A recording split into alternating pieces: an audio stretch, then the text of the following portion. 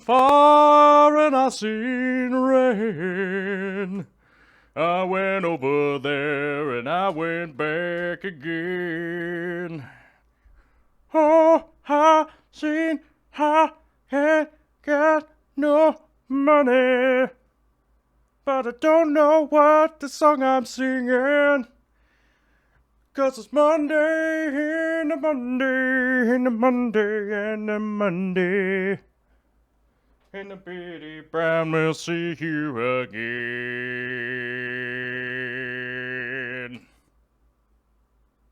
Internet! What up? What up? What up? What up? What up? What up? What up, Internet? Yeah! What's up? What's up? What's up? What's up? What's up? What's up? What's up, Internet? Yeah! What's up, everybody? Happy Monday to everybody out there. Are you freaking out? Are you freaking out? Where have I been? Oh my gosh, I've been so far away. Went up the road. We went down the road. We went up the mountain. We went down the mountain. We went into the valley. We went up above the valley. We went into the water. Went out of the water. Okay, I didn't really go in the water, you guys. It wasn't that kind of day. You know what I mean? But, yeah. What's up, everybody? Back from the road trip. How's everybody doing? I hope you're all doing fine. Bald and Dangerous, first to the chat today. And I know some people out there have sent me emails and said, we don't really care about who's first to the chat. Well, that's probably just the people talking that have never been first to the chat. You know what I mean?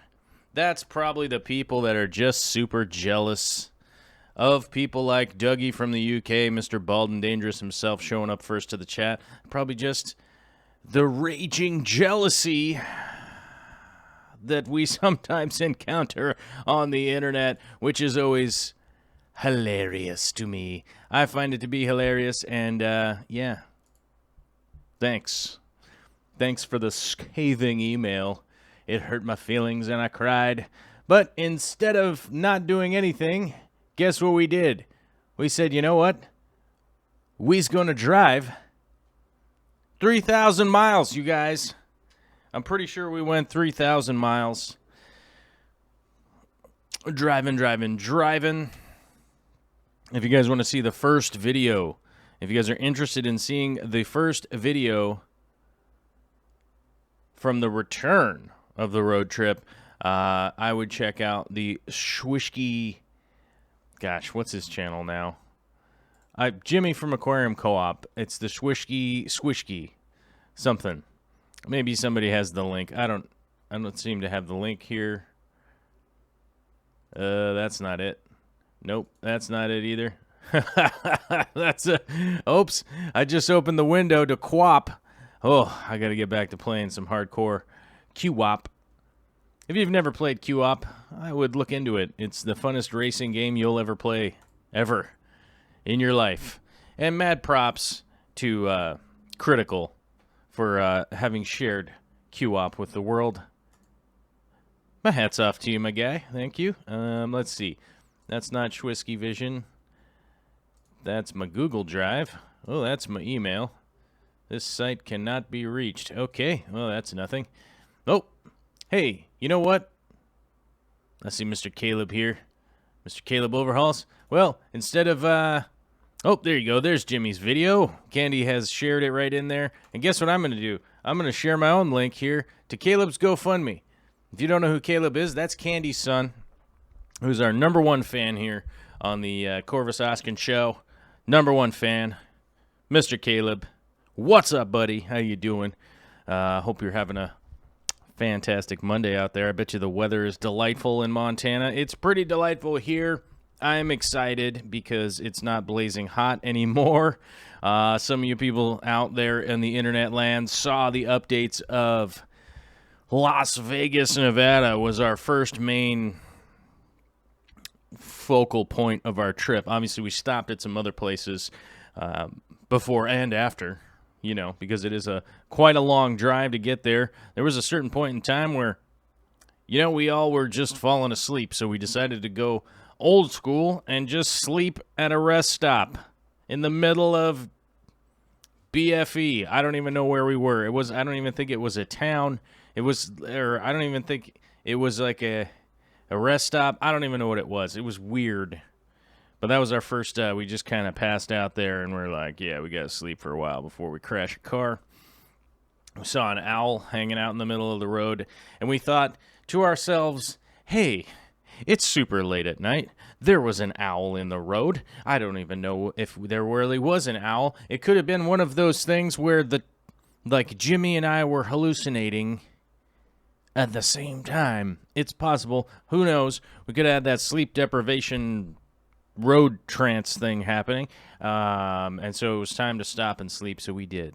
But the main thing I was talking about there was when we finally got to Las Vegas on our very first stop there, we jam boogied in there, and it was 115 degrees out.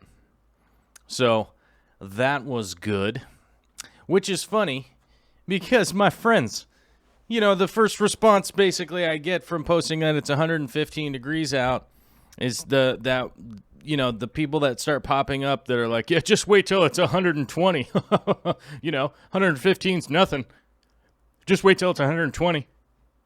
You know, there's this one time my uncle told me about that it was 128 out once. So I always find that to be comical. Also, but it was 115 out, which is intolerable, I think. In my opinion. My opinion is that 115 degrees is intolerable. It doesn't seem to me that people should be even attempting to survive in that kind of temperature. It's ridiculous. So it sort of plays into the hand of Las Vegas, where you end up going like, we got to get into a building. How are we going to get into a building? We've got to get into the MGM Grand, which is where we ended up staying. What a delightful stay, I must admit.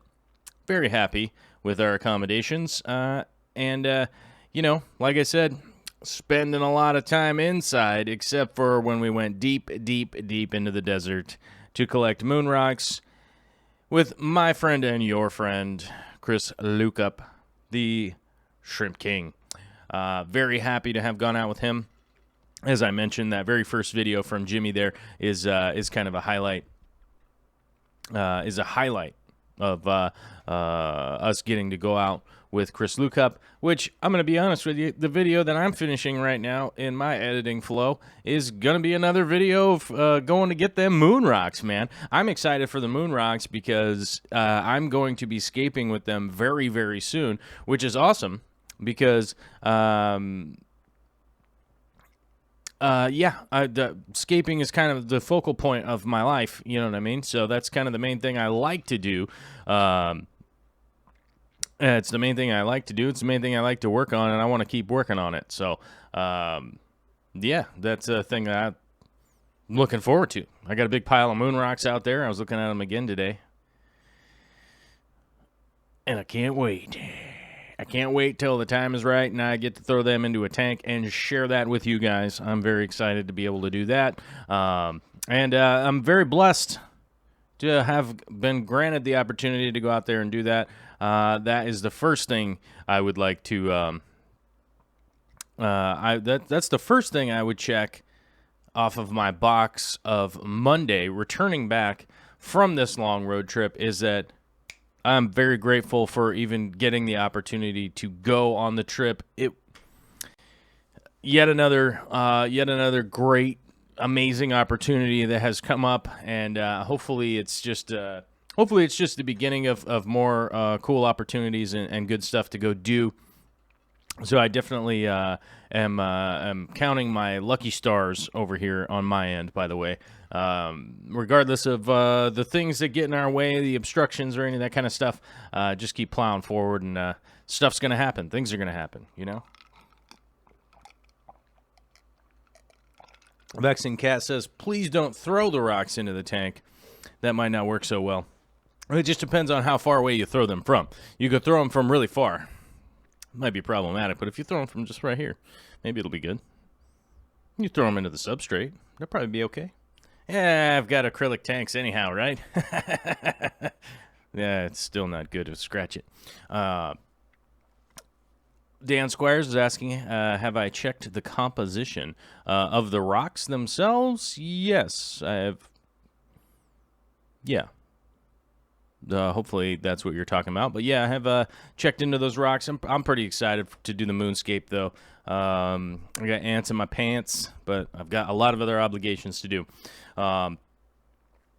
One of our questions today is going to tie in with the events of the earlier day today, which is getting our insulation bids, which I hate to say it, 'twas staring into my crystal ball. And once again, I was correct. Oh, well, one contractor canceled, which brought us down to 4. One contractor showed up exactly on time and well prepared for his work. One contractor had an emergency and couldn't make it on time. Another one showed up 15 minutes late, and the other one showed up 3 hours late. Because apparently they scheduled a bid while they were on vacation. So, once again, looking into my magical crystal ball. It's not magic. It's just a piece of glass, you guys. It's, you know, I mean, it's not like magic or anything. Otherwise, I would have won the lottery by now. But, you know, so playing the contractor roulette here. So far, it looks like we have a couple of good bids, and it also turns out that it made sense to call 5. Sunia wants a crystal ball. I highly recommend getting a crystal ball if you can. If you are into photography. If you are someone who does photography, I would highly recommend getting one. One thing I would recommend to get... What is going on here? Why is this thing... Hey, what you doing? I just want the link. Okay. So, before I get too crazy out here, let me see. Does this work? Oh, you guys, Amazon links work. Here are the currently available Chris Lukup. Whoops. I went to it. Copy. Paste. Okay. So, before I get distracted from Chris Lukup, those are the 2 books of his that I have been able to find that are available in the United States. There's only 17 left of an earlier Aquascape guide, but trust me, it's dope. And the Aquascaping guide from last year, or this year, the current one, there are only 3 left on Amazon. I don't know who's selling them. I don't know what the deal is, but there are a couple left. I would grab them if you can. Pretty gangster. Boopity boop boop boop. And that's that little deal. Now let me find my link here. If you guys are ever trying to find links of stuff that I get off of Amazon or whatever, I would check my Amazon store, basically. It's like an affiliate link that you guys can go through, and it just shows you all the stuff that I put up on there. I kind of just set a bunch of stuff out there that I've ordered, like I've used, and let me find the link to the actual crystal ball here that I use. Where did it go? It's down. Oh, ooh, no, that's not the one. Where is it? Oh, here it is. So this one is the one that I got. And let's get the text. And here's the cool thing, is that these things are only like 14 bucks. These things are only like 14 bucks. So if you really want one, I recommend to get it for photography. You can do some really interesting stuff with a crystal ball for photography, and that's basically what these are sold for. That's what they are to do. So if you want one of these, Boom. Amazon that. $14. I think it's pretty reasonable for something that you can use for photography and or roll it down the street. This seems like a safe 4th of July firework thing. I don't know. I think you all know that the 4th of July is coming up, and I'm getting stressed out. I'm getting stressed out for the 4th, you guys, because our little bitty Browns does not enjoy the fireworks, okay? Freaks her out way more than she freaks out over the UPS guy. Sorry, I had to put the crystal ball back. Suni is asking, have I taken any sweet pictures with the crystal ball? I have. I haven't posted any up yet. I'll post them up on the internet. You guys, I keep you guys appraised as much as I can with videos, podcast style live streams like this. Instagram, I try to post stuff up there. Very exciting. But I'm just saying, I'm getting a little stressed out for the 4th. People blowing up dynamite and stuff. It just freaks out Biddy, and it bothers me that she gets freaked out. So, I mean, I don't really mind fireworks personally. I don't really care, but it freaks out the dog, and it just makes me feel like, dude, quit blowing stuff up in the neighborhood. You know what I mean? Like, take your fireworks out to the gun range, and you could blow them up all day long, and I wouldn't care, and it wouldn't freak out my dog. You know, where my dog's at. Does this move the...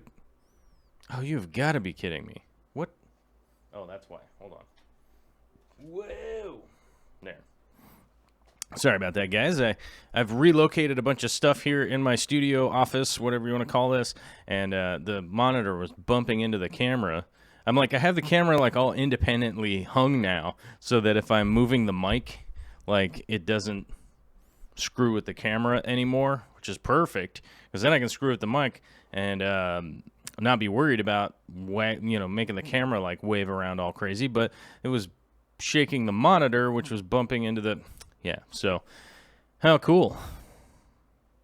How cool is that? Good story, right? Happy Monday. I don't know. It's been a week since I've been here, you guys. I have to admit, I missed you. I missed being able to show up, but there's just nothing I can do from the road at this point.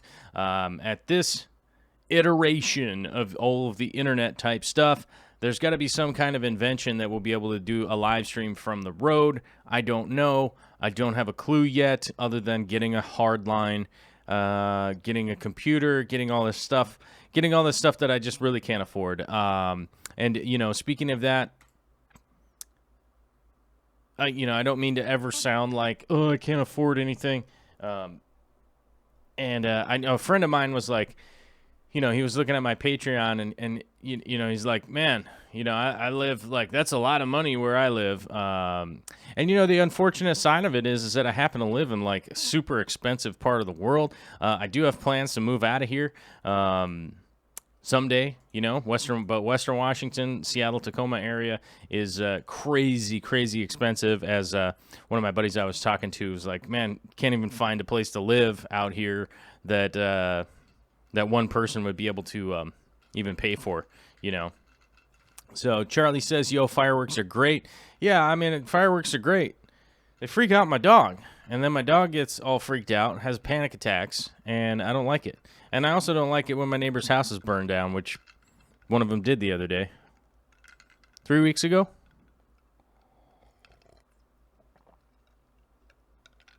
I think 3 weeks ago, maybe 4 weeks ago, neighbor's house burned down. So maybe it's on people's minds around here that like, hey, your house can burn down, So I don't like that either, but hey, to each his own. It's all good. If you're doing it legal, it's all good. But you're still freaking out my dog. Aqua Freedom says hello from Tacoma. Well, hi. I am also in Tacoma. Aqua Freedom says move out to Roy. Yeah, I could move out to Roy, but I doubt that's going to happen. To be honest, you guys, I'm going to move to a mountain somewhere. I'm going to move to a mountain and yeah, that's gonna be the deal. That's just how it's gonna go. Where Vicky and I got a baby on the way, which means we're accelerating our plans. Or no, I mean, we're not accelerating our plans or anything. We just got a baby on the way, and I'm excited for it, and I hope you guys are excited for it too. We did post a garden vlog this morning. I noticed that a few people checked that out, though it doesn't seem very popular with the internet this time of year. I think people are more interested in chaotic fireworks or something. I'm not 100% sure. I don't know. This time of year is actually like super mellow, you know, as far as the internet goes. We haven't even broken 100 a day live, so that's one of the funny things about this time of year. Ed's Fish says, my child home in Detroit is selling for $1,000, and I would never buy it. Yes, there are a lot of cheap houses for sale in Detroit, you guys. That's true. I don't know what they're worth realistically, though. It'd be hard to say. Most of them that are selling for $1,000 are they don't have any plumbing left in them. They don't have any electrical in them. The walls are all ripped out. There's probably a lot of, let's just say, with air quotes, paraphernalia in there. So it might cost you a lot more than you think to get that place cleaned up if they're selling a house for $1,000. But you know, to each his own. Maybe you give it a shot. I don't know. Sounds like Ed isn't into it. I don't know that I would really be into it either. You know, not a huge fan of MRSA or scabies. You know, so you know, it's that deal. Kevin Keener says it's a go time of year. Yeah, that's right.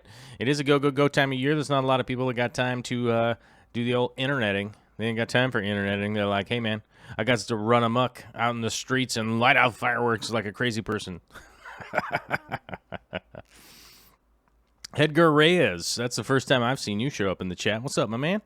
Good to see you. Maxwell Sonneman, what started the fire? Well, that fire started unsure. I am personally unsure of how the fire started, but as reported, the owner said that their deck was on fire just randomly. Not 100% sure what that means or how that happens to work. I don't know how people's decks just catch on fire. My initial thought was like, oh, maybe they were like had the barbecue going or something like that. And I was told by a neighbor, like, no, they didn't have a barbecue going or anything like that. Something happened and the deck just caught on fire. So it's just sort of a mystery to me. But luckily, I don't work for the fire department or anything like that. So, you know, it being a mystery to me doesn't mean any bad news for anybody. You know what I mean? So I think the fire guys will probably get it figured out. Maybe the insurance dudes. I don't know. I feel really depressed because that I feel a little bit depressed about it because they had just bought that house like 3 or 4 months before that. So, and it was a beautiful house. It had like a cobblestone foundation. You know, if you've ever seen that, like the River Rock foundation. Just a really, really nice house. I have to admit that like Vicky and I were looking at it, like we went and looked at the listing, and it was like, huh. Should we move up the street? And I think, you know, if it had been feasible, I think it might have happened, but it just wasn't feasible because that's a whole lot of whatever to just move across the street, right? You guys, I went to go re-up my Mr. Browns. I was going to order some more Mr. Brown. It doesn't seem to be on the internet. It doesn't seem to be on Amazon anymore. Everything was unavailable.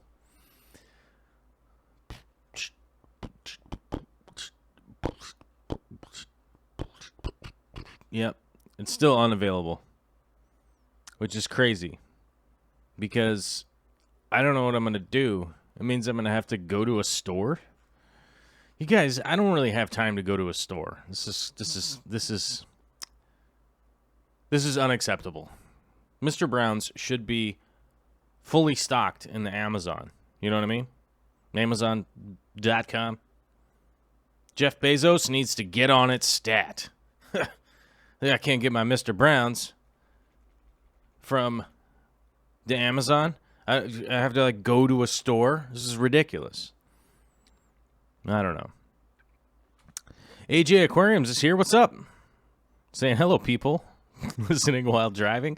I don't know. Maybe we got some people listening while driving, but if they are, I would highly recommend to utilize the YouTube Watch app. What is it called now? I thought it was YouTube Red, but now it has a different name. YouTube TV or something? Or I thought it was YouTube Red. YouTube Red? What do they call it now? Let me see. YouTube Red. Now something else. Something. Let me see.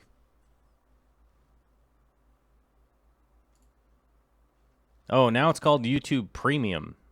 Okay. Well, thanks, guys. Thanks for changing everything and making it crazy. So YouTube Premium is now what you... Sorry. Let me start over. YouTube Red is now YouTube Premium. And now you can also get a music key. Oh, God. You guys are just making this into a disaster. Yikes. Okay. Well, I do have to admit that Corey was the one that told me. He was like, it's not called YouTube Red anymore. Don't be a dingleberry. And I was like, I'm trying to not be a dingleberry, sir. I'm really trying not to be. But yet still there I was, being a full-blown dingleberry, not even knowing anything about anything. Smooth, right? I think it was pretty smooth. Turns out it's called YouTube Premium now instead of YouTube Red. It says... Gillett mentioned it in chat, and everyone thought he was crazy. I'll admit it. I didn't think you were crazy. I probably just missed it. Sorry, bud. I love Mr. Gillett. I love everyone. I love everyone from New Zealand, except for the people I don't. I will have to throw the people I don't in there and let them know that I'm sorry, I just don't love you people I don't love from New Zealand. It's unfortunate, but true. It's very, very true. Fishy Mailman is here. Fishy Mailman, what is up, my man? Says, have you seen the new video from The Dave? He doesn't put out much content, but crazy good macro shots. No, I haven't seen anything from The Dave. Let me see. Let's see here. The Dave Fish something. I don't know. I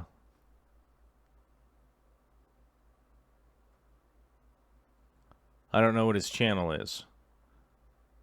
I don't know which channel you mean. The Dave. Dave Fish? Is that the one? No. That can't be it. Well, I'm confused what the channel is. Throw me the channel name and I'll look it up, Mr. Fisher Mailman, my guy. I don't know. I'll have to figure it out. Or maybe I'm just drawing a blank on which Dave. I don't know. Schwisky says, for someone that works with YouTube, I should know that it's called YouTube Premium because I'm a dork. But let's be straight up here. I don't work with YouTube. I don't work for YouTube. It's just a broadcasting service that I utilize. So, hey, Netflix, where you at? Right? Not to badmouth YouTube. I've been on here forever, and I like YouTube. There's upsides, there's downsides, and I'm certainly not bad-mouthing those guys. As I admitted earlier, it was my own fault for not knowing that it's called YouTube Premium. Let's see. Oops. What did I just do? Whoa. Okay, lost my chat. Let me see. Open link in new tab. There we go. Didn't want to lose that on accident. Let me see here. Guppy having babies 1 year ago. Yeah, that must be him. That's macro action. How to breed Fundula punchux gardneri. Killifish. That must be Killy. Yep, steel blue killifish. That's them. Gardneri. So, yeah, I'll check that out later. Cool. Got the link, and I will scoop that up. Speaking of macro photography, you guys, I spent all my money in the world. I spent all my money in the world on a new macro lens. This happens to be the Tamron edition, of which I will give you guys a quick review. So this is the Tamron 90mm f 2.8 1:1 macro for full frame lens, Canon style. I actually have a Canon cap on there. Well, smooth. It actually has image stabilization. Seems to work fairly well. The focus on it, not that great. I'm going to be honest with you. It does hunt a lot. It's very confused. It does rattle a little bit. You hear that? Yeah, maybe you guys can't hear that. It does rattle a little bit, but once it's spooled up on the camera, that noise goes away. And to tell you the story here, as you guys know, I've been saving up my money for a long time to try and get a macro lens. It's been a long journey for that situation to come to some kind of conclusion. So basically what happened was, while I was on vacation, this is the used one, a used one came up for sale. I had a watch list going, and a used one came up. I took all of my accumulated Amazon gift certificates, all that stuff, and I still didn't have enough money to get the Canon version. But the Tamron one is a pretty knockoff. It's kind of a knockoff version, although this is their high-end lens. So, like, this isn't their crappy one. This is their high-end, like, fancy guy lens from Tamron. But I basically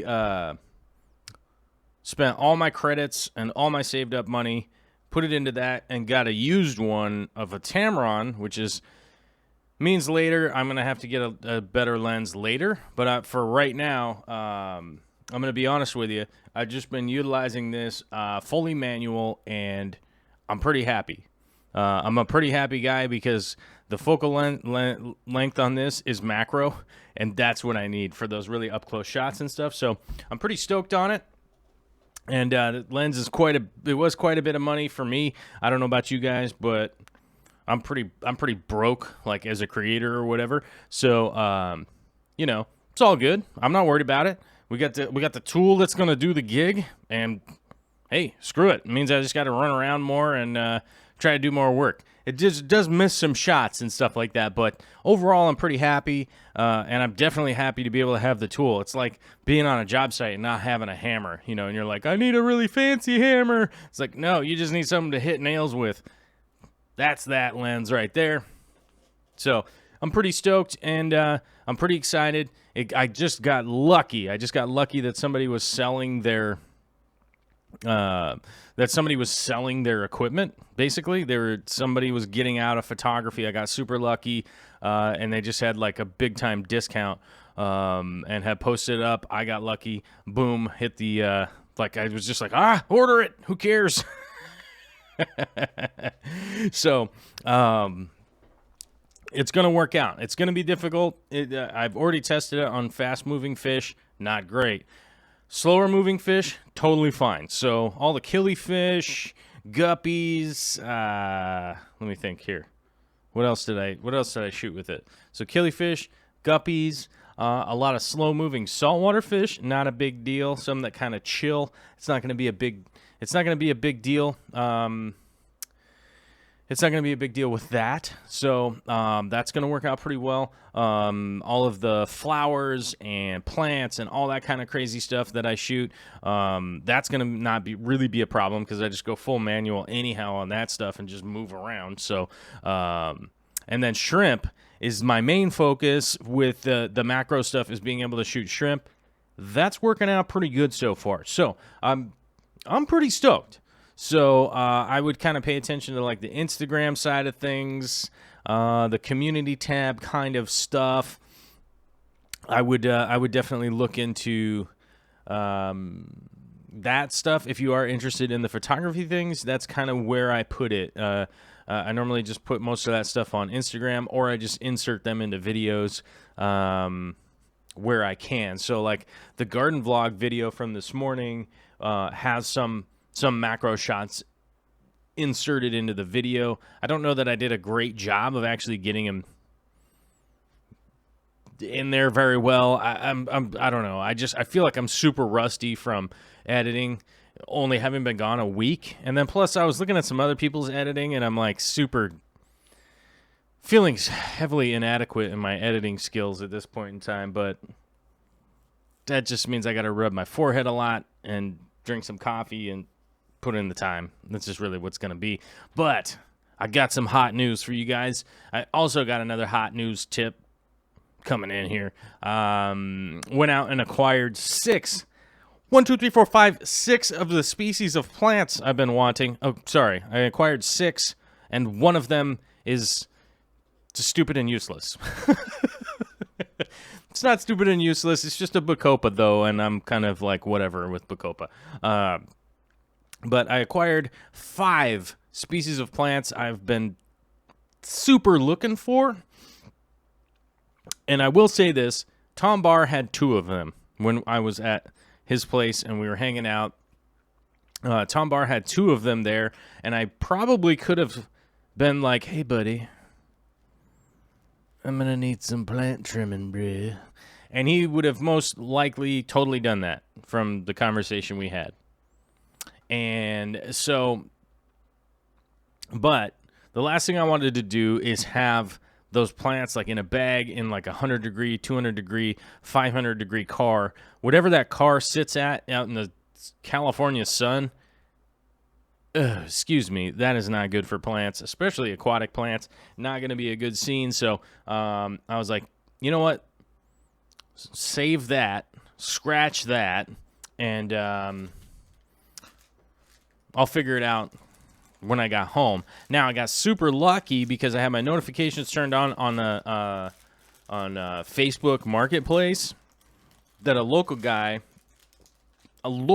posted up a plant package for $40. He's just doing some trimming, doing some cleaning of house in his tanks, and was just like, oh, let me put these up for sale locally or in the group. And I was like, screw it, $40. I'm driving over there right now, which he wasn't there, so I had to wait. But I luckily was first in line, so was able to pick those up. I'm pretty stoked for that. I'm always stoked to get new plants. I think you guys know that. I'm always stoked to get some new plants, and so super old kit lens I got over here. I'm going to take that and what am I going to do? Put that right there because I want that cap for a different lens. There we go. So that's going to be some good stuff. I got a bunch of scaping stuff with those plants coming up this week, so I'm excited for that also. Plus, we're going to be doing, I'm going to probably roll up one of the days this week and help Corey with his pond. We got some more design stuff and just go up there and help out with that. So we got a bunch of that stuff coming up. Ed's Fish says, oh man, I want to dig through Tom's manzanita piles. We actually went up to the mountain. We actually went up through the mountain and dug through the pile of manzanita on the mountain. So pretty much all you could get, all you could eat was there up at the mountain. So that was pretty cool. Sunia just bought the Sony 90mm f2 macro. Wow. Sunia, that's pretty baller. I do have to say, hanging out with Jimmy, he's got his fancy G Master lens there. Pretty jealous pretty jealous of them G-Master lenses, I'll tell you that. Someday I'll have the Canon equivalent, and then I'll just be like, Jimmy poop. And then we'll all have a good laugh, I believe. Because it will be all in jest, because that's what it is. But definitely beautiful lens that Jimmy's operating there now. Definitely putting together some really cool shots. And I dig his macro a little bit better than the Tamron one I got here, but I got to work with what I got. And as Reggie Holland was asking here, what kind of hammer do you use for trim and what kind for framing? You want to use a waffle head. You want to use a waffle head hammer for framing, for sure. I typically use a 28 ounce. Is what I normally use. And for trim, I normally use just a pin nailer. So I don't normally use a handheld hammer. I normally use my air tools for trim work because it's just a much better process. But for framing nowadays, I more often than not don't use a handheld hammer. I normally use my big, it's not a Ryo, what is it? It used to be, what was it? Ryobi used to make it, but then Husky bought the design. It's actually just a air-powered nail gun that I use for framing. So it's pretty nice. It's just the cheap one. You know what I mean? It's not the super snazzy one. You can do continuous fire on it. You can adjust the pressure just a little bit. Nothing really fancy. But single fire, multi-fire, that's pretty much all it does. You have to drop the air on it a little bit if you want to change it at all. But that's what I do my framing with, and hopefully that answers your question. KG Siglet says, where's the coffee mug lens at? That actually is in the cupboard. That's in the cupboard with the clean dishes, mainly because it doesn't hold enough coffee. I like it. It's really cool. It just doesn't hold enough coffee. As you guys know, I go with my coffee makes me poop mug. This thing's pretty big. I think this thing is like 16 ounces or something. It's pretty crazy how big this thing is. And then, of course, I got my fresh icy water here, which is always delicious.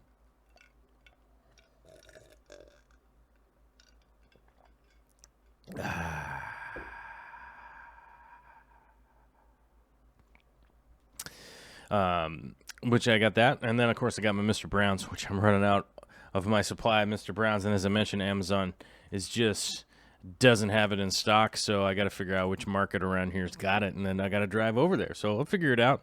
I don't know. I'll figure it out, you guys, somehow. I don't know. I don't know if I'll be able to figure it out.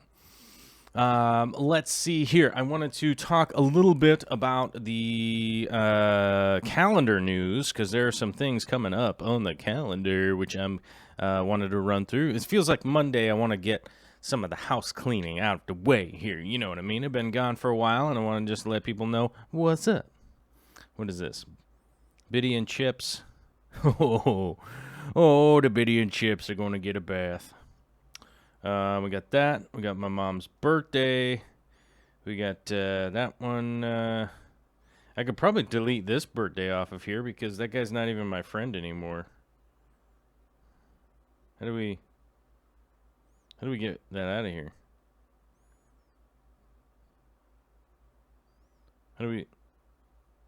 But I don't know. I'll figure out how to get that off of there. I don't know why that's on there. He decided he didn't want to be my friend on the internet anymore, so now I don't need his birthday on here. So let's see. Okay, so there's some stuff coming up in July, but my calendar is just being lame right now. Okay, whatever. Never mind. We're not going to talk about the calendar. We don't need that because it doesn't work. Fishy Mailman, I just got floating water sprite in abundance. And I want to know, to be Valsnaria torta, that I can trim a bunch for you. Oh, cool. What's going on here? Ooh, plants. Ooh, you guys are trading plants in the chat? I like that. Reggie Holland with the follow-up says, I didn't mean to actually hammer the nails doing trim, mostly for tapping things in place. I was just curious. Oh, so I just use a basic, what is it? You know, just a flat just a flathead hammer, you know, just like a regular one that doesn't have the waffle print on it. I can't think of what size they are. Just a standard issue claw hammer, nothing really fancy. I lose them fairly often, so I never buy a nice one. It just feels like a waste of money to me when I lose it. So I would typically just like go to Home Depot and find one on sale, like probably a Husky one or something like that. I think last time I bought just a standard, like a little claw hammer, I think it was $6. Plus I break them all the time. I use them as like pry bars and stuff like that. So they definitely get broken, and that kind of stuff happens. Oh my gosh, Frank is here. What's up, my guy? Showing up super late, man. How you doing? Showing up late.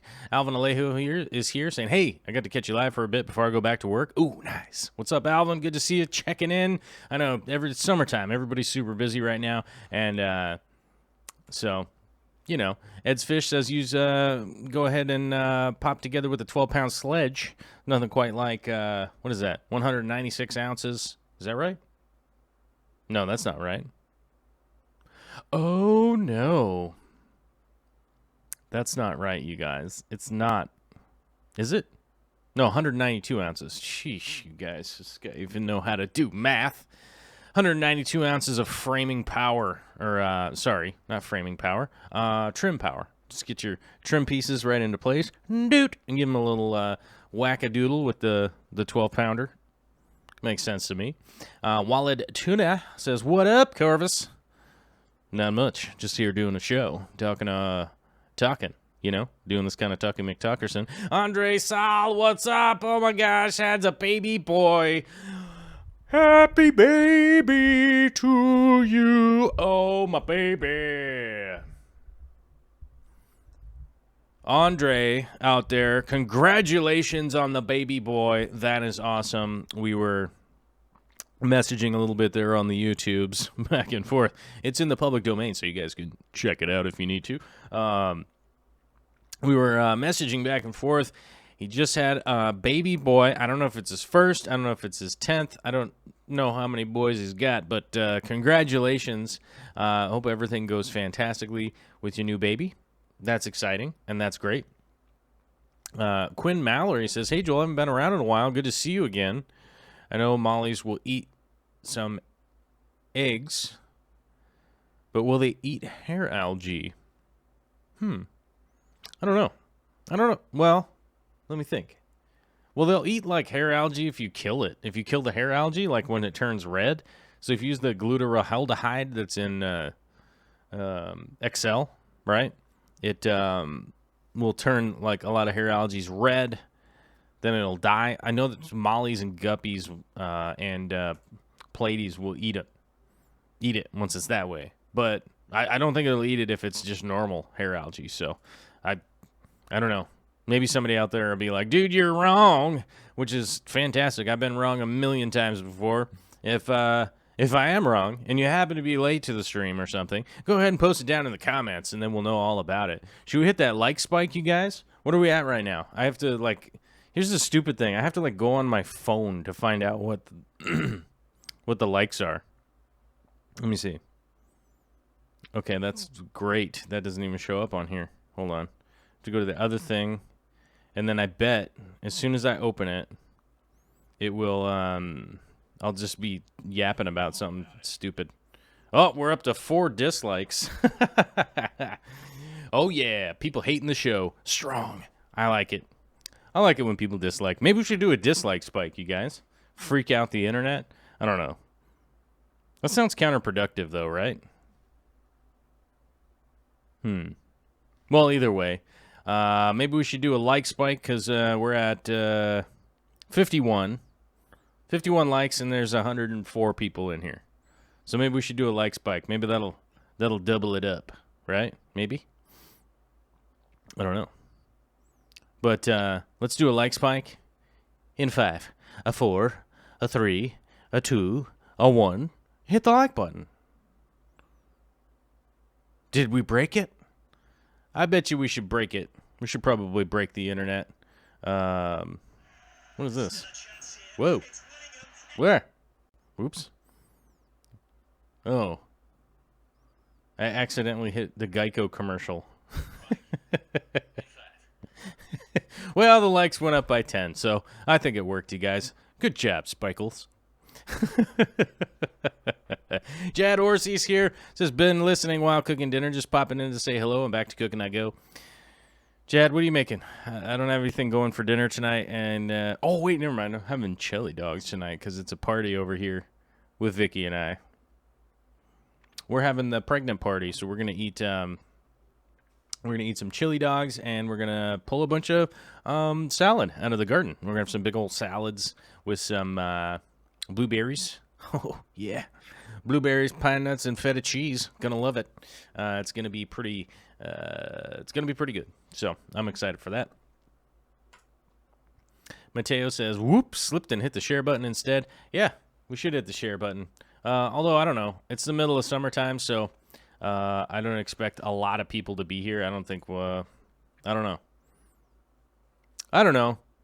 Although, I did notice that there was, like 100 million people watched Joey's live stream. So, maybe they're just out there and they just don't want to watch. Which means that we're in our own little tiny corner of the internet. And that's all right by me. But one thing that I did notice is that I've noticed that a lot of people have been posting stuff about their vacations and coming back and having a bunch of problems with their fish tanks while they're on vacation or while they're gone. They're having questions. They're wondering what's going on. And I would like to point out a few things to you guys of how I take care of my situation here. When I go on vacation. So, first things first. I don't have a ton of money. And as you guys know, I built my own fish room on pretty much a shoestring budget. We got it done. We got it handled. We got all the tanks in there, and we're slowly making improvements. This coming, I would say probably month, I'm going to be tearing into... I will be tearing into the... wall, one of the walls. We'll be moving the reef tank and doing some other stuff to help automate the system out there a little bit better. As you guys know right now, the system is pretty fail-safe and whatnot, though it's not without some of its problems sometimes. But the water change system will become automated, and so a few protections with things will be put into place. But in the meantime, right now, being somebody that is, I don't know, kind of poor. And I guess maybe I used the wrong word. So other people have been going on vacations. I went on a work trip. I would like to emphasize that. We went on the road. That's a work trip. That was a work trip to try and essentially get, and full disclosure here, like going to these conventions is not that much fun. I think that, as fans, I think a lot of people go, yeah, I love going to conventions. It's super fun. But as a fan, when I go to a convention, I am not there all day. You know what I mean? I typically will go for a couple of hours, walk around, see a bunch of cool stuff I wanted to see, and then it's like, okay, maybe I'll go get something to eat, maybe I'll go do something else. But when you go to the conventions for this kind of stuff, it's all day. It's an all-day affair. You got to get up early. You got to stay up late. You got to meet with all these people. There's a lot of stuff that you got to do. So it is a work situation. And full disclosure, one of the big reasons I've been going to that stuff is to try and get some kind of sponsorship coming in. Obviously I'm not going to sign up for something that is a bad deal or what I would consider to be a bad company or somebody that sells bad things. So it would have been really easy, honestly, to get some sponsorship from, I guess, I would say some crummy companies, So that would have been fairly easy to get that kind of stuff together, but I'm pushing really hard to make sure that we're with some quality companies that make good stuff that I would be able to stand behind instead of just shilling junk. You know what I mean? So we've definitely been putting in a lot of work out there. Definitely been putting a lot of work to do that. Now, that requires me to be gone sometimes. Now, when I'm gone, what does that mean? What does it mean for somebody like me that I would consider to be like an average person? I don't have a lot of money. I don't have like this big crazy setups or anything like that would sort of be like, like, hey, I don't have like a bunch of employees or anything like that. Like, I'm just a regular guy. I've got pretty standard setups. There's nothing like wildly crazy about my systems and stuff like that are in place. I think most people could probably watch a lot of my videos and stuff like that and figure out how to put it together themselves. But I will say this, while I'm gone, okay, you know what I do? I hire a house sitter. Seems to me like that seems to be something that has gone by the wayside. Like, maybe it's an old school idea. Maybe it's me showing my old grandpa dad stuff. Maybe it's just me showing a bit of my old school nature or whatever. But I hire a house sitter to stay at my house while I'm gone. Now, my lovely spouse, Victoria, watches some of the stuff when she's here. When she's here, she can watch some of the stuff, let me know what's going on, and let me know what's happening, and she can also handle some of the feeding. She can handle like feeding and stuff like that while I'm gone, mainly because I make it pretty easy for her. I leave which food goes on which tank. She knows which how much to feed each tank. Like, she already knows. She knows how to do that. But as far as when I'm gone, and like when Vicky's gone, we actually pay somebody to be here and essentially hang out with the dogs, keep an eye on the fish room, keep an eye on things that are going on around the property here. And yes, that may or may not be an out-of-pocket expense, but the way that I look at it is that, you buy insurance for your car because you drive it around because you might get in a car crash, right? That doesn't mean you buy insurance and then immediately go into a car crash, right? That's not the plan. The plan is you get insurance, you pay for it ahead of time in case there's a car crash, which is why I pay a house sitter to be here when I'm gone. Somebody is here to check on stuff, see what's going on, and address situations as they may or may not come up. From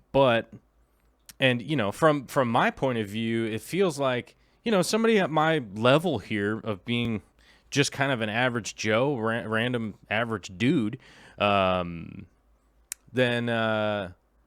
it seems pretty like it's accessible to me.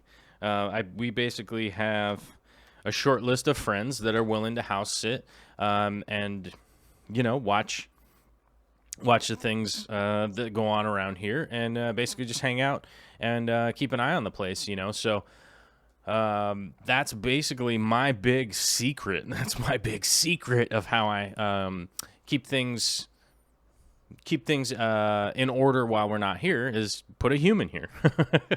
So we also have alarms, and we also have house alarms and cameras and all that kind of stuff around here too for protection of the property and that kind of stuff. But if it's something that requires human intervention, like feeding the dogs, that kind of stuff, hire a house sitter so that somebody is here, and that's how that goes down. So I just don't leave the stuff completely alone. And so that hopefully, like, maybe that gives somebody out there an idea of like, oh, wait a minute, I could get my aunt to come here and watch my house while I'm gone. I could pay her a little bit of money. It's like kind of one of those things that, like, that could be done. Like maybe you have a cousin, maybe you have a friend, that could come over and stay at your place and keep an eye on your stuff while you're gone. And then they could also make a couple bucks and hang out. Kind of cool, not a bad deal. So that's how I do it. But that's also one of those things that it is a little bit of an added expense for somebody like me to go out of town. But, it's just something that I accept. The little 1 hour marker went off here. No super chats or sponsors yet. Cool. So let's move on to what's more important at this point, and that is the Patreon questions. Patreon questions. So, before we move on, hopefully that explains. I'm not necessarily bashing anybody. I think I've noticed it from a lot of people that have been saying, they've been coming back on vacation. I've seen a ton of videos about people going on vacation, all that kind of stuff. So it's something that I would maybe point out to most people out there is that you probably could hire a house sitter, and they can help watch your stuff while you're gone, and won't put any burden on anybody else that's around. Joan Virgil says L8. Oh, late. Haha, got it. Maxwell says, I don't know about Melbourne stores, so I can't say that. Tampa Tom says, video time. There's no video today because I've been editing video. You will get an extra video coming out tomorrow morning of the road trip stuff. So today we are handling the Patreon questions while I was gone, because we'd normally do that on Friday, and I was gone. So we're going to do the Patreon questions today. Maybe I should have put that in the title. That's my bad. But that's probably why everybody's hitting the dislike button anyhow. So, whatevs. All right, there we go. Dun, dun, dun, dun, dun, dun. Bum, bum, bum, bum, bum. Dun, dun, dun, dun, dun, dun. Okay, cool. Looks like we're caught up with the chat, and everything seems to be in order there. So let's head over to the Patreon questions. Whoops, I'm on the wrong tab here. But I want to say a big shout out to our 302 Patreonizers. We had 322, but we went through the processing and we lost 20 of them. So I don't know. Maybe they're using bad information or something. I don't know. But seems to be that happens at the end of the month. We lose a bunch of people when it goes time to charge. But that's also one of the things that I like about Patreon is that they double check, make sure that things are legit, make sure that things are up to date, and they basically just let people know that if something's screwed up or whatever. But it definitely drops the amount of Patreonizers. But needless to say, I'm super appreciative of the 302. Thank you very much, you guys. And if you're a patronizer before, like Mary Beth Mabe, a couple other people they've gone through some changes. They don't have time to be on the show. They don't have that kind of stuff. Like Mary Beth. Hi, Mary Beth. If you're seeing this later, I appreciate everybody's support for all the time. I really do. I really do appreciate it. And even if it's just for a limited time, it's super cool. And we're just going to keep rocking and rolling and moving right along, and we'll see what happens. I'm excited about the future. Looks like some good stuff is going on. And, yeah, we've got a lot of trips coming up. It's going to be pretty cool. Hopefully I can document it, and hopefully I'm meeting your guys' standards with documenting it and coming up with that kind of stuff. JS says, thanks for the fishy chat while I walk up some Mongolian beef. Gotta go eat. We'll catch the rest unlive. Ooh. Mad appreciate. Ed's Fish says, I miss Mary Beth. Good person. Yes, I miss Mary Beth too. She's not able to be on the live show anymore. Or she's not able to be on the show live anymore. She got a new gig. She got a really a good new job, but it completely changed her schedule. So as far as I know, last message I got from her, everything's going super awesome. It's just she's unable to be around for the show. But she's still awesome, and I think things are going good. So if that be the case, I like it. All right, we've got a post here from Jared RB saying, "Hey, Joel, thinking about setting up two 18-inch cube aquariums side by side on a 40-gallon breeder stand. I don't know if I could fit two sumps underneath that. I currently use and love CMFs in my 20 long and 10-gallon. What do you suggest? Hang on back on each tank, two 5-gallon tanks as sumps, or a shared 20-gallon tank sump? I want this to be attractive display, or I want these to be attractive display tanks. Tanks. Tanks. One of the tanks will be for dwarf puffers. The other will probably be cherry shrimp and nano rasboras. Okay, first and foremost, let's start right down here at the bottom and say, do not share a sump into this situation. It's just not a great idea. You can do a shared sump on some big systems out there in the world. Let's not get too deep into that conversation, but in this iteration of what you're doing here, don't do a shared sump. It's not going to work out fantastically for this. It's not going to work very well, and especially because of the cherry shrimp, you don't want them mixing into both tanks. The babies are going to be everywhere. You're going to have a lot of crazy stuff going on. Now, 18-inch cube aquarium, so I'm trying to think of what that is off the top of my head. That sounds like 40-gallon cube. No, 30-gallon cube. Is that right? No, that's not right. What is that, 18 by 18 by 18? What size is that? I don't know. Can't think of it. 24? Gosh. Yeah, I don't know. Can't think of it, but not a huge tank, not a massive size tank.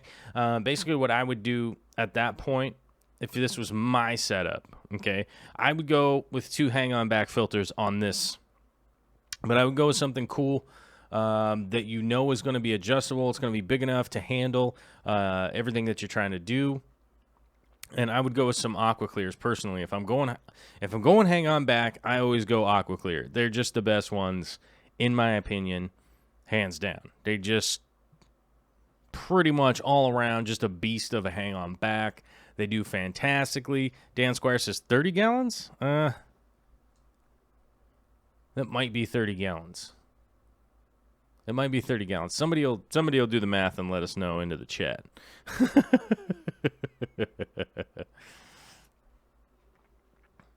Oh, I see Savannah the Aqua Llama is wait, where did my reply go?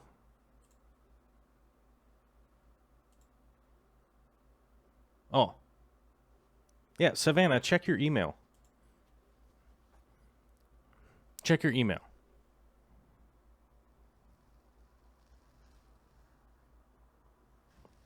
Savannah, check your email. I emailed you back. But so as far as these tanks go, I would probably go with something like two AquaClear 70s. That's probably what I would go with. I think the 110s would just be too freaking big. But I would probably go with like 270s. Probably 50s would be fine too. And then that, because these are display tanks, that's what I would personally go with, because it's going to make it really easy to do the photography. Because honestly, the canisters, I always have problems making a big giant disaster mess when I would take all the canister stuff out to take pictures and things. So I'm not like a huge fan of that situation or making big messes. To me, it's more difficult to clean a canister. They're noisier. I don't know. I just feel like there's a lot more upsides to a hang-on back versus a canister. Obviously, my stance is I would go with the sumps, but it can be like incredibly difficult to fit two sumps under into one stand. It's not impossible, for sure. It's definitely not impossible, but it does become problematic to try and fit both of them together, make sure that they're operating properly. the directional flow gets super weird because you end up going like front to back instead of side to side. So I just don't really recommend trying to fit the two sumps underneath there, but with the two hang-on backs, you can definitely run your equipment, and you can run enough filtration. Most people are saying 20. Yeah, I thought it was a 24-gallon. Yeah, everyone's saying 25. Yeah, 25-gallon tank. So AquaClear 50 or a 70 will be fantastic for that. But one sump for both tanks is going to be a disaster. Do not do that. Do not do one sump for both tanks unless they're going to specifically have the exact same inhabitants, right? Whereas in this iteration here, it says they're going to have pea puffers on one side, cherry shrimp in the other side. Don't bother. Don't bother to be mixing them together. It's going to be best to just go with two hang-on back filters. Plus, when it comes time to do photography, you can just, boom, take that hang-on back off, get your shots, get the hang-on back on. Really easy to do, and really easy to do maintenance on them also. I think that's definitely one of the big-time upsides here, and they're a lot easier to track when it is time to do maintenance versus a canister filter. Canister filters kind of just guess when it's time, whereas the AquaClears, like the lid will start to pop up when it starts to get too dirty and it's time to do a little bit of maintenance on them. So that's always just a great way to be like, oh, time to do it.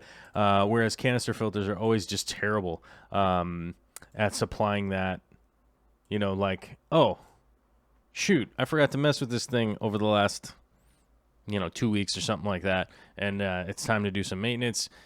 Kind of just going to be the best all around here. Although you will have heaters in the tank, I also wouldn't be that concerned about heaters for cherry shrimp or for the pea puffers. Typically, if you have that kind of like room temperature inside the house, which is where normally display tanks would be, is in a living area somewhere. So if these are in the house, I wouldn't be too stressed out about getting a heater or anything like that. So I think with just the hang-on backs on there, you're probably going to be working pretty well, I think.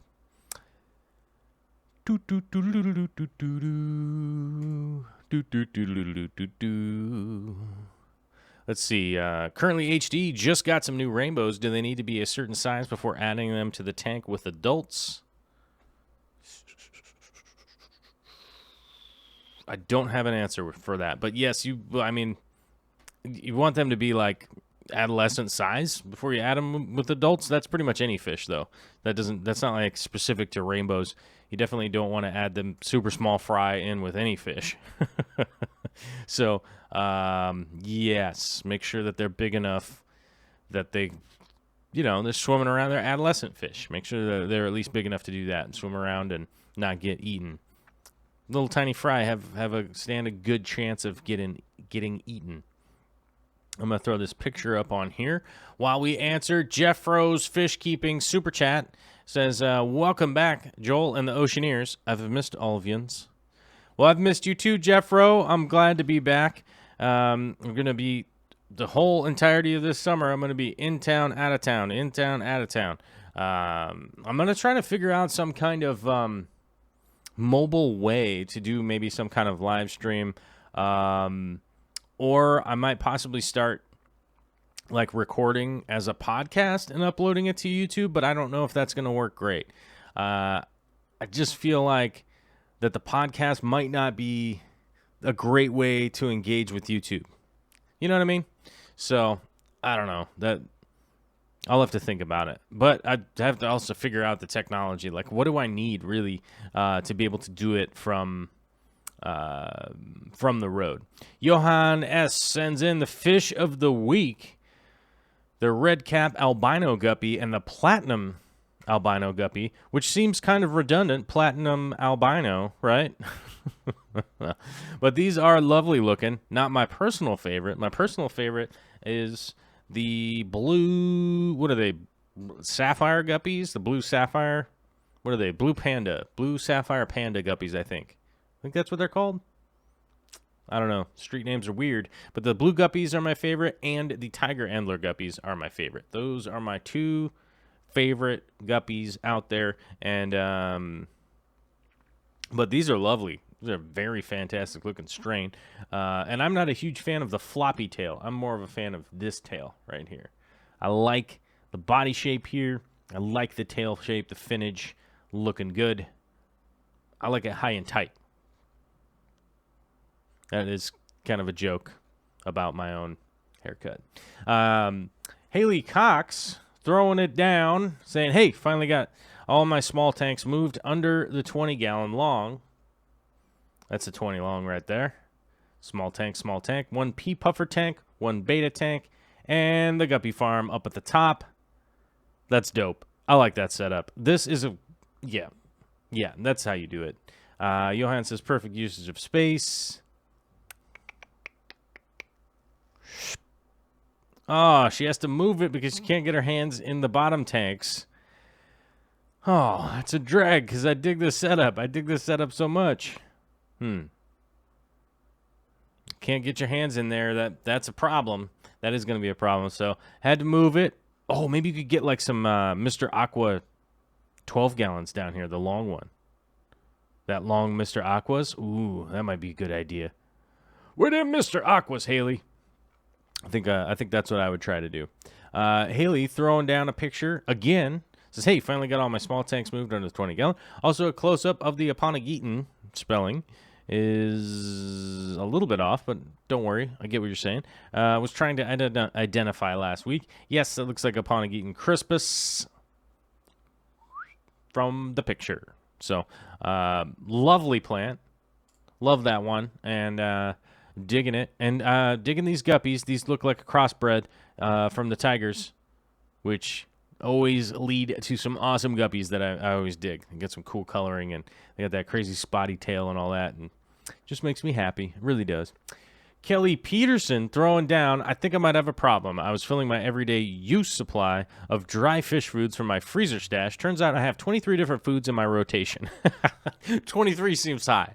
To put things into perspective, I own a Beta 3 Autosynclus, 2 Habrosus cories, and a small colony of orange reely shrimp. The husbandman accuses me of owning more fish food than fish by weight, which he might be accurate with 23 different types of fish food there. I think he might be onto something.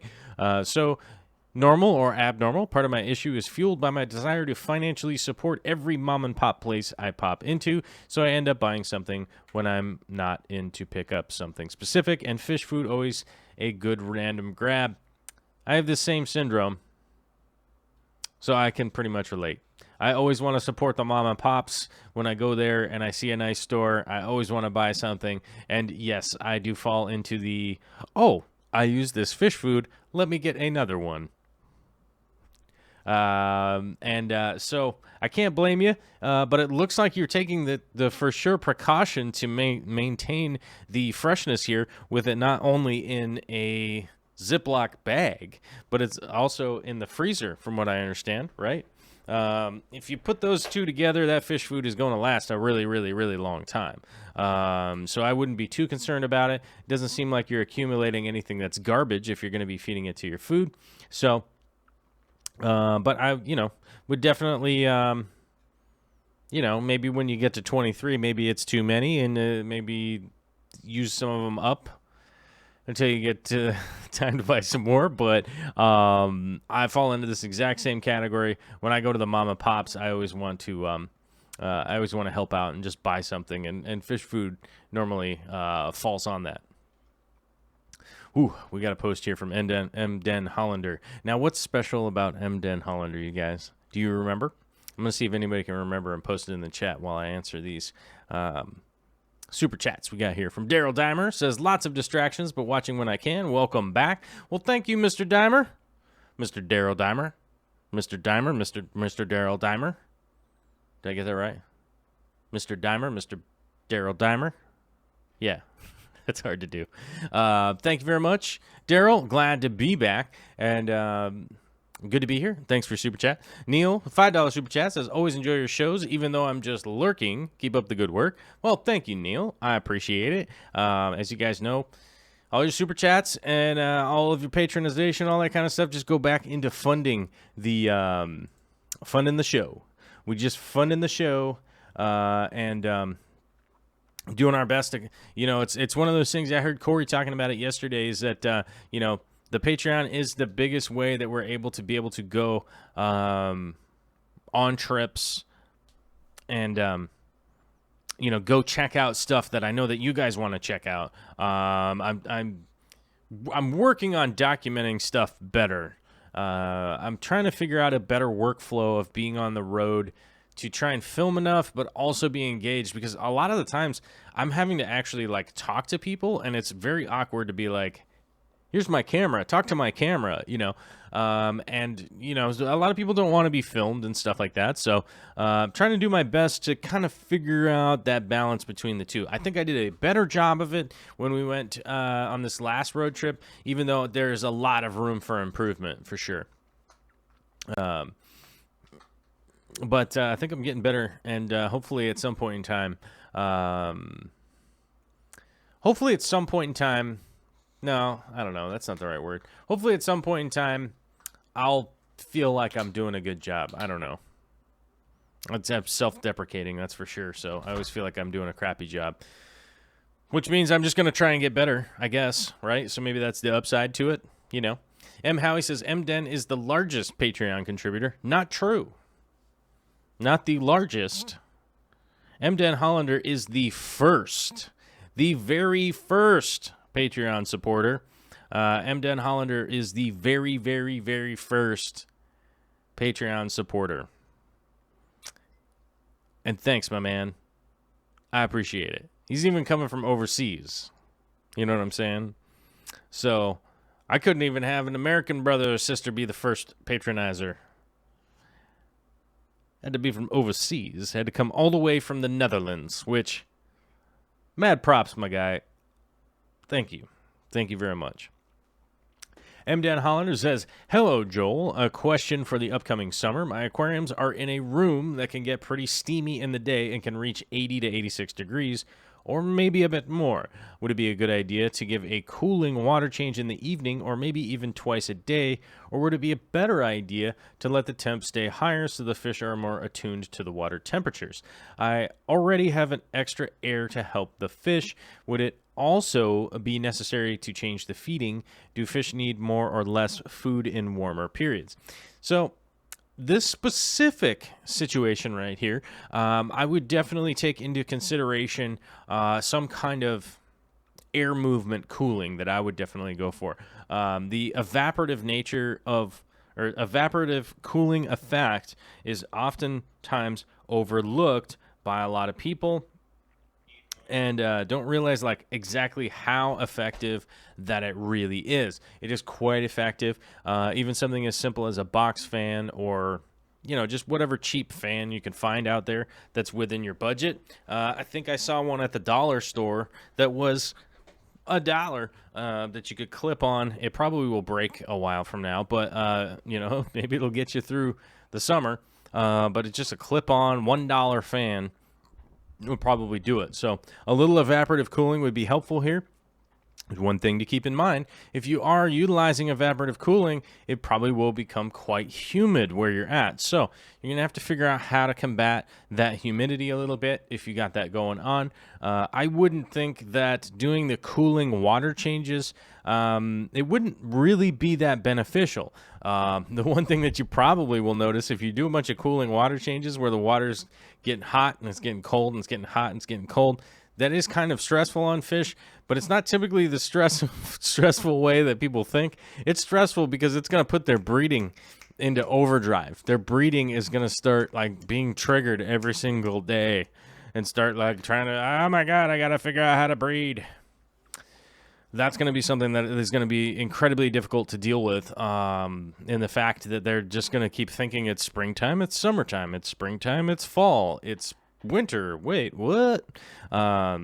So that is going to be a big problem as time goes on if you're going to be doing those water changes. Plus, you're not going to see like that great of a benefit from it because the water will just, the heat will just heat back up. You're wasting a lot of water, and it's probably not going to work that great. So, like I said, I would go evaporative cooling and just make sure that it's staying below 86 degrees. 86 degrees is kind of the cutoff where I start to get worried. I know there's a lot of people out there that say 90, they say 92, they say whatnot, but 86, without intentionally trying to get to 86, is the point where I kind of go, whoa, it's getting warm. I should probably do something. If you had something cool like a crazy little thermostat or something like that, that once it got to a certain temperature, it would kick the fans on, that would be awesome. And if somebody would put that together, I'd be stoked. Because I've seen them out there. I just can't recommend a product because I haven't tried anything with that. But Danielle Scary, I'm probably always saying your name wrong. I'm sorry. With the 55-gallon update, planting started. Plants in it so far are the dwarf hairgrass, Ludwigia, vallisneria, crypts, and java fern. Still more plants to get, but it's coming along good so far. Should look good when it grows in. Thanks for everyone's help along the way. Patreon has been great for the Fish Fam community and lets us share with one another. Hopefully everyone has a fantastic day. More updates to come.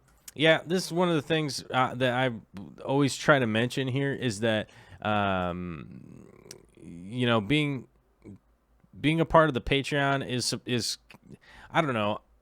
I'm trying to build a community here. I'm trying to build basically kind of the best community that I can, and I have lofty goals to continue to expand and expand the community and do better and bigger and better projects and stuff like that. The Patreon makes it possible, but let's also not forget that the Patreon is a little bit of a payback to you guys to be involved.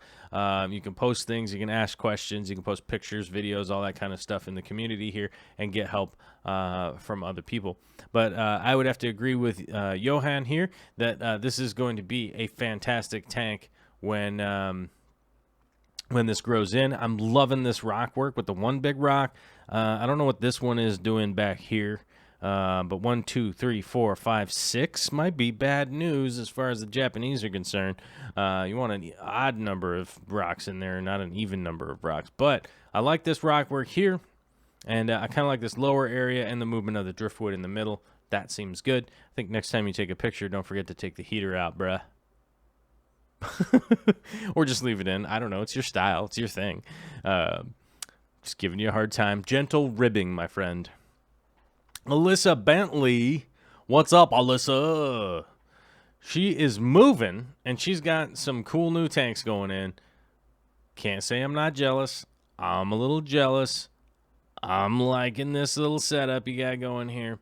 Current project, moved to the new place and got these two brand new 75-gallon acrylic tanks set up. Still have a few buckets of plants to shove in, but so far my ancestresses seem happy. I have already had a couple mystery snails crawl up the lucky bamboo and lay some eggs. Pretty happy with it so far. Need to put a shelf over the tanks for the power strip and the air pump to sit on, though. Not liking it hanging out from the top of the tank. Have to agree with you on that one. I definitely don't want them to be hanging out at the top of the tank either, and I probably would put up a shelf there also. For now, gotta unpack. Well, that's awesome, and I'm I'm loving it. Loving this setup. I don't know what this free plug is for whatever fast food drink you got here on the top, but I'm digging the setup. I know this is a stressful time, having to move everything. Looks like you got everything moved over, and now that's the big thing, is if you can get everything moved over without accidentally boiling a bucket of $5,000 worth of shrimp, like me, then I think you're doing a pretty good job. And your fish and plants and everybody, they'll be happy. And I know you'll be messing around in there and get everything looking super stellar pretty soon. And maybe don't forget to recycle this cup up here. Just giving you a hard time, Alyssa, but it looks great. And I am a little bit jealous of this setup. I'm going to have to get to work on my fish room and start adding some tanks in there. I'll figure out how to do that. Travis Boyette, my guy, what is up? Getting bored, any rescape ideas? And he's got some great ideas here from Mden, Johan, Alyssa, a bunch of people throwing in some ideas. Throwing in some of my ideas, too. We need some branchy wood. I would maybe change out the rocks for a different color rock. I would maybe find something that's kind of a light gray because you have that black substrate down here. Maybe a light gray, something like that. Don't go white. Definitely don't go white rocks in there. It won't look great. Or maybe kind of move these rocks around, pile them up, and add a little more substrate so we can get a hill in here somewhere. I always like a hill. Hill is always great if you can do it. And I definitely appreciate when people pull off the hill. I'm like, dude, that looks good. So maybe a hill, something like that. Move something with the substrate. That's my my quick and dirty advice. The left side of the fish room from Johan. Boom, boom, boom. What's this? What's this dynamite over here? It's always a good idea to take a picture of your fish room if you're watching The Real Fish Talk. I mean, come on. Come on. You got to appeal to my ego and be like, dude, I watched the show for sure. And I have to admit it works. Thanks, Johan. Always being supportive. Oh, still watching Real Fish Talk and getting the shot of the right-hand side of the fish room. I'm digging this. Gosh, this is a cool-looking tank. I forget who makes this type of tank. I really should know who makes this tank off the top of my head, but I forget for some reason. Got a brain fart. It's kind of getting warmer and warmer in here. Maybe I'm getting poisoned from something. Harrison Lamb throwing in on a big old topic here from yesterday.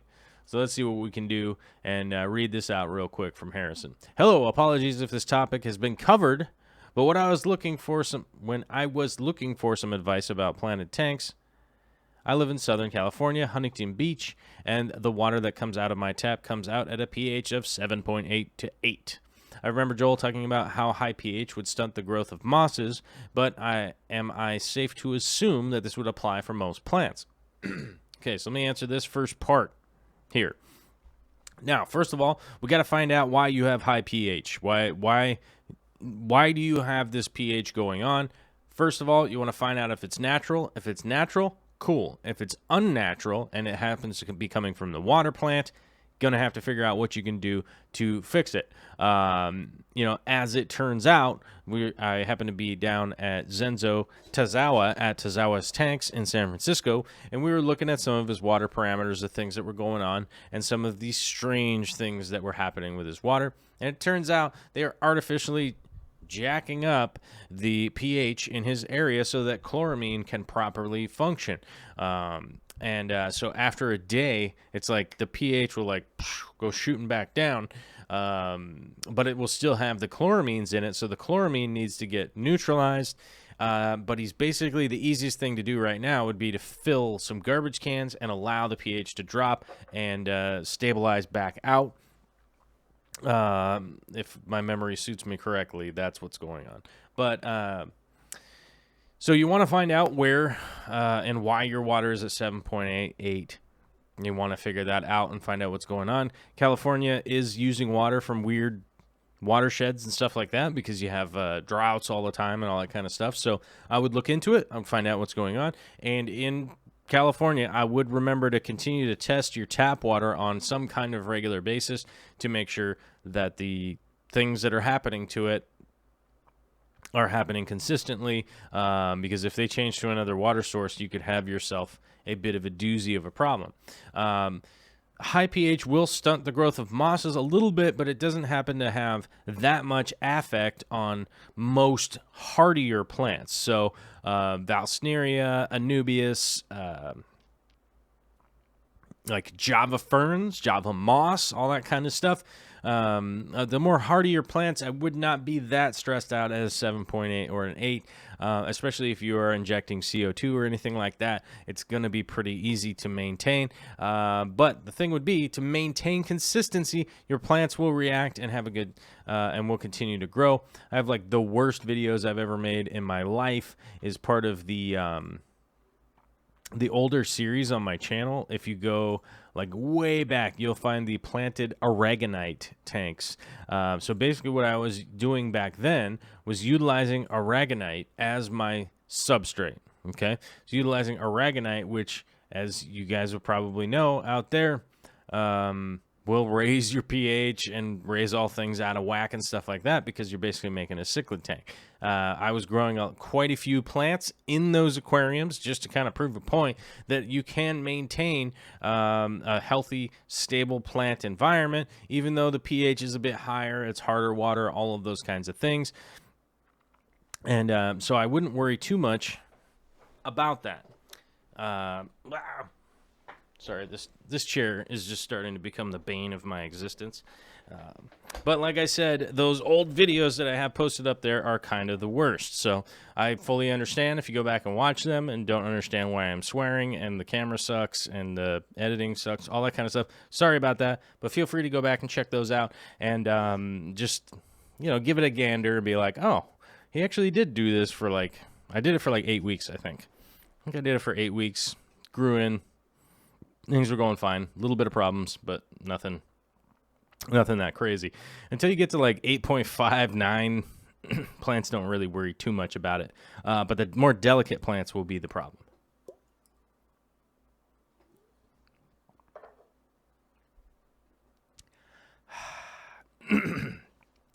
It feels like I almost went down the wrong pipe. I had to finish my Mr. Brown's because it's delicious. So let's continue with the question here. It says, I don't plan to do anything high-tech, but I have been talking to other fish keepers on my area that inject CO2, and they told me they still have problems getting things like baby tears or Monte Carlo to carpet. Now, that's kind of weird. I would expect baby tears to have a problem, but Monte Carlo, I would expect Monte Carlo to be kind of going buck wild. I'm not saying pH is the reason, but I'm trying to connect the dots. My question is, what plants will do well in a high pH environment? How will you stock a new tank with water that comes in at 7.8 with a wishful goal to carpet some areas of the tank? Well, I think, this isn't the greatest advice out there that I could necessarily give to anybody. But personally, what I would do is not fight the water. So I would stick with more of the hardier plants, more of the plants that can handle it. Like I said, Valsneria, Java Fern, Anubias, probably Ludwigia can generally do it. I would think of any of the aquarium plants that have a thicker leaf. That would be the easiest way to kind of explain it without getting into a bunch of the genomes and stuff like that, right? So thicker leaves, probably hardy enough to handle it. I was trying to remember exactly what I was growing in those aragonite tanks, and I really can't remember, but I think there were some finer carpeting plants and stuff like that were in there, but I would just kind of look for more of the hardier plants, and you'll probably be fine. It says, so moving on to the next part.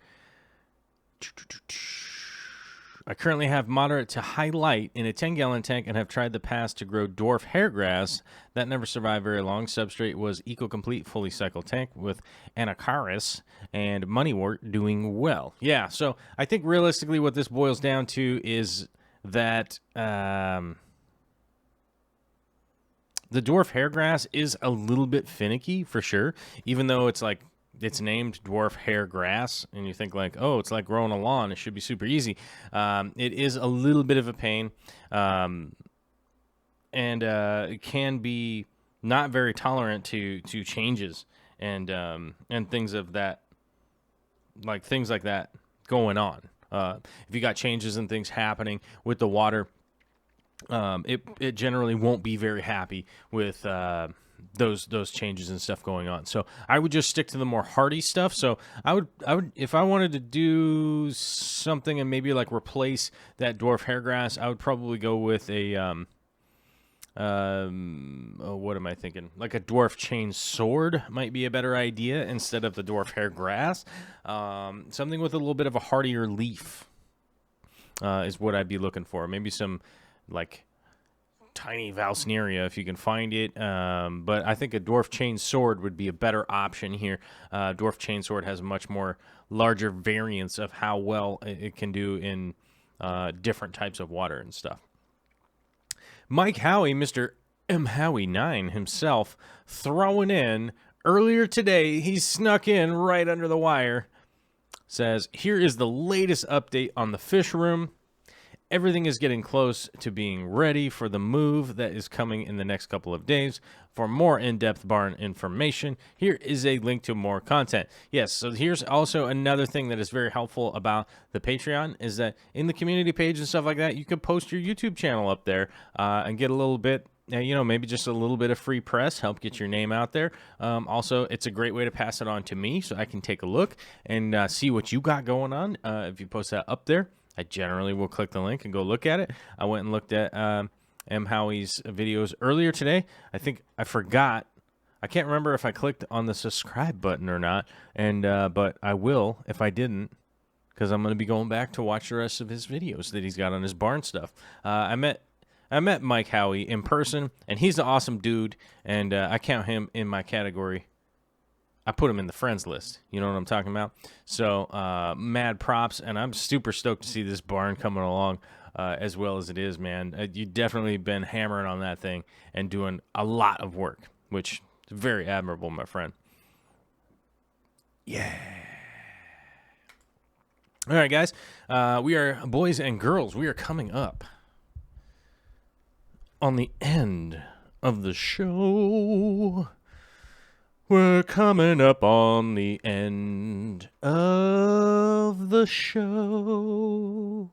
I will remind you guys, if you haven't patronized, feel free to patronize. If you haven't subscribed, feel free to hit the subscribe button. If you haven't hit the like button, feel free to hit that. If you hit the dislike button, go ahead and unclick the dislike button and go over and just click the like button. Or, I don't know, maybe just delete your YouTube account. Maybe that's just probably a better thing to do if you hit the dislike button. Either way, it's all good.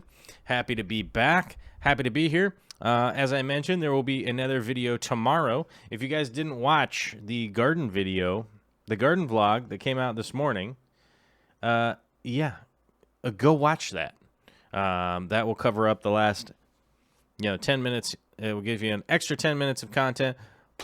Plus, we're going to have a new video out for you tomorrow, and you'll be able to watch that also. There will be a real fish talk tomorrow.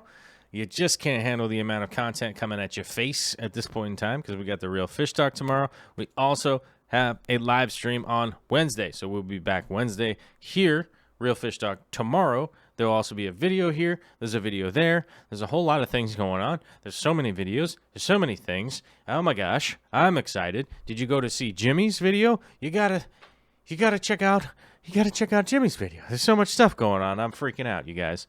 Hopefully everybody has a fantastic day out there. I'll see you back here on Wednesday. I'm remembering that the Wednesday is the 4th of July. I bet, I'll be here. We're going to do a show. I'm going to see if I can't, maybe I can convince my lovely bride, my lovely future bride to come on the show. We'll see. Maybe if you guys go and watch the garden vlog and throw a bunch of comments on there about how you want her to show up and be on the live stream, then maybe she will. I don't know. Maybe it's a self-serving thing for me to even ask that. Probably. You're probably right.